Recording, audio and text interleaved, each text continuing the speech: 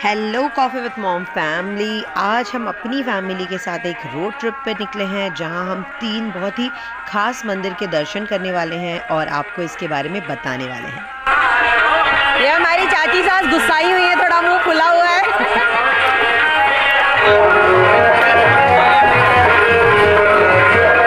हमारा जो पहला डेस्टिनेशन वो है उत्तर प्रदेश के बाराबंकी में जो किंतूर गांव है वहाँ पे स्थित पारिजात वृक्ष। जी हाँ, ये बहुत ही पॉपुलर है, जो भी टूरिस्ट आते हैं उनमें। तो चलिए इस पेड़ के बारे में पहले कुछ जानते हैं। वर्तमान में पारिजात का पेड़ उत्तर प्रदेश के बाराबंकी जिले के किंतूर गांव में स्थित है। इस गांव का नाम पांडवों की माता कुंती के नाम पर किंतूर पड़ा। इसी गांव में पारिजात का ऐतिहासिक पेड़ स्थित है। यह पेड़ कई मायनों में बेहद खास है। इस पेड़ पर सफ़ेद रंग के फूल आते हैं जो सूखने के बाद सुनहरे रंग के हो जाते हैं। यह फूल रात को खिलते हैं और सुबह मुरझा जाते हैं। रात में जब पारिजात के फूल खिलते हैं तो उसकी सुगंध दूर दूर तक फैल जाती है। अगर कहानियों की माने तो इस पेड़ को धरती पे लाने का जो श्रेय है वो श्री कृष्ण जी को जाता है। भगवत पुराण के हिसाब से श्री कृष्ण जी एक दिन अपनी पटरानी रुक्मिणी जी के साथ बैठे रहते हैं और वहाँ नारद जी आते हैं पारिजात का फूल लेके। वो फूल रुक्मिणी जी को इतना पसंद आता है कि वो तुरंत अपने जूड़े में लगा लेती हैं। और सत्यभामा जी, जो कि श्री कृष्ण जी की दूसरी रानी है, वो ये देखते ही श्री कृष्ण जी जिद करती हैं कि मुझे पूरा का पूरा पारिजात का जो वृक्ष है वो चाहिए, सिर्फ फूल नहीं। तो ये सुन के श्री कृष्ण जी इंद्रदेव से कहते हैं कि मुझे ये पेड़ दो, क्योंकि ये इंद्र जी के वन में, नंदन वन जो है उनका, वहाँ पे लगा हुआ था। तो इंद्र जी मना कर देते हैं और इसके बाद श्री कृष्ण जी और सत्यभामा जी दोनों मिलके इंद्र जी से युद्ध करते हैं और इस पारिजात के पेड़ को धरती पे लेके आते हैं। सबसे पहले वो इसे अपने साथ द्वारका लेके जाते हैं और वहाँ से जो पांडव होते हैं वो अपनी माता कुंती के साथ इस पेड़ को यहाँ लेकर आकर यहाँ लगा देते हैं किंतूर गांव में। तो तब से ये पेड़ यहीं है और यहीं इसकी सबसे ज़्यादा पूजा अर्चना की जाती है। लोग यहाँ आते हैं इस पेड़ के दर्शन करने।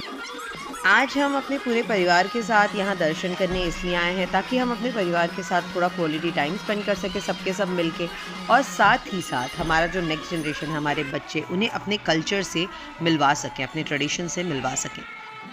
किंतूर गांव के इस पारिजात पेड़ की गोलाई लगभग 50 फुट और ऊंचाई 45 फुट है। यह पेड़ उत्तर प्रदेश के बाराबंकी जिला मुख्यालय से पूर्व दिशा में 38 किलोमीटर दूर किंतूर गांव में लगा हुआ है। यहाँ इस पेड़ का बेहद सम्मान किया जाता है और इसकी पूजा की जाती है। इस पेड़ के फूल और पत्तियों की अमूल्य संपत्तियों की तरह रक्षा की जाती है। तो ये था किंतूर गांव का पारिजात वृक्ष। अब हम चलते हैं कुंतेश्वर महादेव मंदिर। लखनऊ में इतने साल होने के बावजूद उस मंदिर में मैं आज पहली बार आई हूँ, लेकिन इसके बारे में सुना बहुत था और सभी, मेरी चाची सास और जो पूरे परिवार वाले थे, सबको यहाँ आना था। सो हम आ गए हैं कुंतेश्वर धाम महादेव मंदिर। यहाँ की मान्यता बहुत ख़ास है, हम एक एक करके आपको बताएंगे। यहाँ के लोग कितने प्यारे हैं। उन्होंने कैमरा देखते ही उठ के नमस्ते किया और यहाँ के सभी देखोगे आप जिस तरह से सबके सब बहुत ही एक्टिवली कैमरा की तरफ देख रहे थे।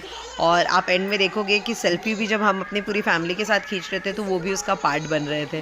तो चलिए बात करते हैं कुंतेश्वर मंदिर की। तो किंतूर गांव का कुंतेश्वर मंदिर अपनी अलग पहचान के लिए जाना जाता है।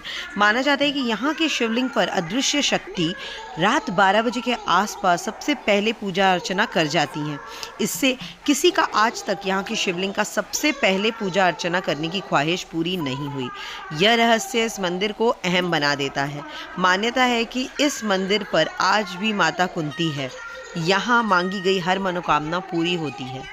इतिहासकार अजय सिंह गुरु बताते हैं कि यहाँ 2 तरह की मान्यता है। पहला, महाभारत काल में माता कुंती अपने पांडव पुत्रों के साथ 13 महीने के अज्ञातवास पर यहाँ आई तो उन्होंने महाबली भीम से यहाँ पर शिवलिंग की स्थापना करने के लिए कहा। इस पर भीम पर्वत मालाओं से 2 शिवलिंग लाए और यहाँ स्थापित कर दिया।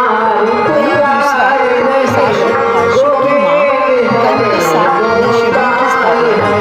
मंदिर के पुजारी शक्ति प्रसाद दास ने बताया कहा जाता है कि एक समय माता कुंती और दुर्योधन की मां गांधारी पूजा करने के स्थान पर पहुंची।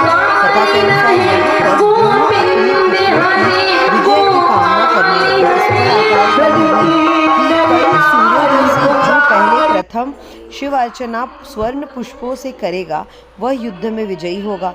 माता कुंती निराश हो गई क्योंकि अज्ञातवास के समय उनके पास कुछ नहीं था। भगवान श्री कृष्ण ने कहा कि हम तुम्हें ऐसा स्वर्ण पुष्प लाकर देंगे जो इस पृथ्वी पर अद्वितीय होगा।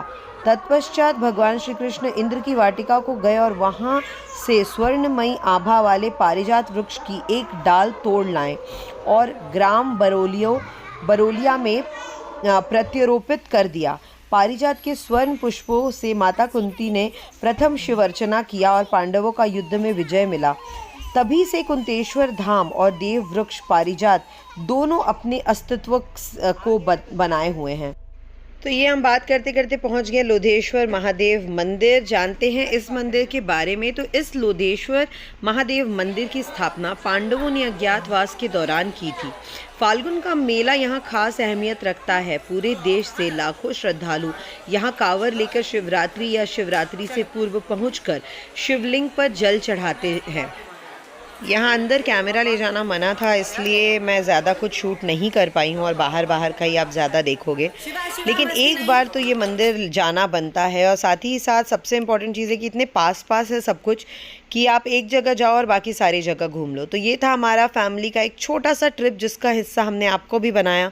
और उम्मीद करते हैं आपको सब दर्शन करके बहुत अच्छा लगा होगा और आपने भी अपनी फैमिली के साथ इस वीडियो के थ्रू एक छोटा सा ट्रिप ज़रूर किया होगा। Thank you so much for watching. Keep watching.